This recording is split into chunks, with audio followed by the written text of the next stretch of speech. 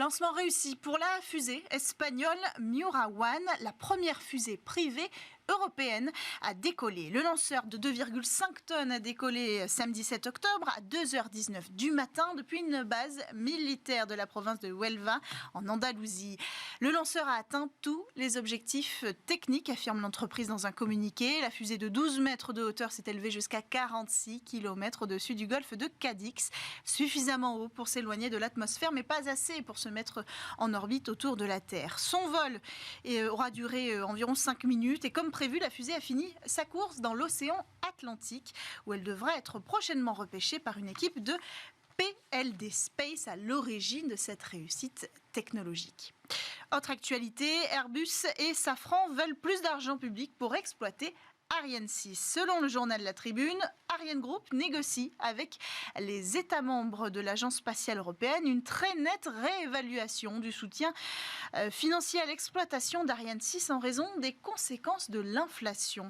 Toujours selon La Tribune, l'industriel demanderait à l'ESA un total de 350 millions d'euros par an. Cette somme correspondrait à une hausse de 150% par rapport au financement actuel. Pas d'indice pour l'heure supplémentaire sur la réussite ou non de ces négociations. Pour rappel, le coût total d'Ariane 6 est estimé à environ 4 milliards d'euros. Et le lanceur ne devrait pas décoller avant fin 2024, bien loin du tout premier objectif de lancement fixé à l'époque à juillet 2020.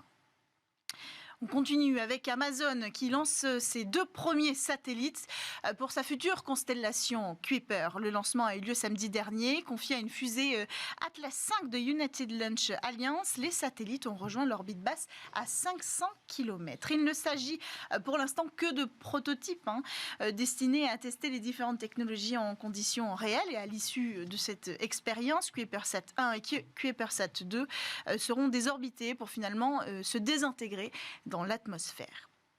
Enfin, dernière actualité, retour en Europe. L'Agence spatiale européenne et l'entreprise américaine Axiom Space signent un protocole d'accord sur les opportunités de collaboration dans le domaine des vols spatiaux habités, mais aussi de la science, de la technologie et de la commercialisation. Ce n'est pas la première fois que les deux acteurs s'accordent, mais cette fois, ce sont sur des perspectives de partenariat au long terme, dans un avenir où l'Europe n'entrevoit pas beaucoup de moyens souverains d'accès à l'espace. Pour en parler, on a décidé d'appeler François Leproux, ingénieur en mécanismes spatiaux et auteur. Bonjour François Leproux, bienvenue dans Smart Space et merci d'avoir répondu au Call Actu. Que dit cet accord précisément ? Bonjour. Alors, rappelons tout d'abord que dans l'entreprise Axiom, on va prendre la relève des États pour assurer l'exploitation de la Station spatiale internationale. D'abord en attachant ses premiers modules, puis une fois que l'ISS sera mise hors service dans les années 2030, en détachant ces modules et en fonctionnant de manière indépendante. De manière globale, cet accord permet à l'Europe d'assurer une place à bord de la station pour ses propres astronautes. En plus de soutenir les missions nationales des États membres de l'ESA, comme la Pologne, la Hongrie ou la Suède, ce qu'Axiom fait déjà, l'ESA et Axiom vont explorer la possibilité d'une mission institutionnelle qui pourra donner aux astronautes de l'ESA un meilleur accès à la Station spatiale internationale. Qu'est-ce que ça dit de la position de l'Europe, cet accord ? Alors ça signifie 2 choses. D'une part, l'Europe a les yeux rivés vers l'orbite basse et les nouvelles possibilités offertes par la commercialisation de cette orbite. La Suède, la Pologne et la Hongrie ont déjà signé des accords avec Axiom pour envoyer dans l'espace des astronautes choisis dans leurs pays respectifs, indépendamment de l'ESA dans le cas de la Hongrie. Et en l'absence de véhicules spatial habité européens, se tourner vers un prestataire américain est la solution la plus simple. Comme on utilisera certainement des lanceurs américains tant qu'Ariane 6 et Vega C ne seront pas opérationnels. On n'a pas moyen aujourd'hui d'envoyer d'hommes dans l'espace.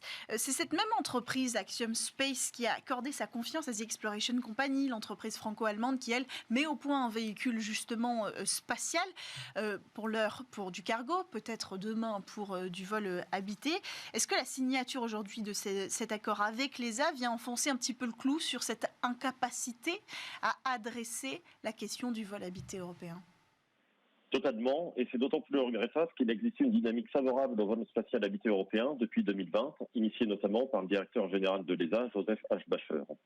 Malheureusement, l'an dernier, au sommet spatial de Toulouse et au conseil de l'ESA de Séville, cette question du vol spatial habité a été reportée à cause de l'indécision des États membres qui voient une lubie coûteuse en période d'inflation et injustifiée car il y a des moyens d'accès américains. Cependant, une étude de PricewaterhouseCoopers, commandée en 2022, a montré que l'industrie européenne pourrait générer entre 6 et 10 milliards d'euros en 2028 et 2040 en développant et en exploitant une capsule spatiale habitée, notamment en offrant des services aux pays émergents ou au secteur privé, tandis que se reposer sur des moyens d'accès étrangers pour accéder à l'espace, comme avec Axiom Space, pourrait coûter jusqu'à 1,7 milliard d'euros à l'Europe.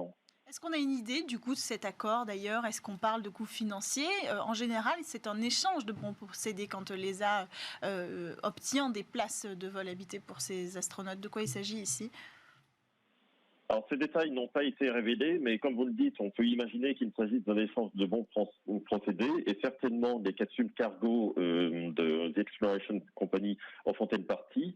On rappellera également que Thales Alenia Space, un industriel franco-italien, collabore avec Axiom pour la réalisation des modules.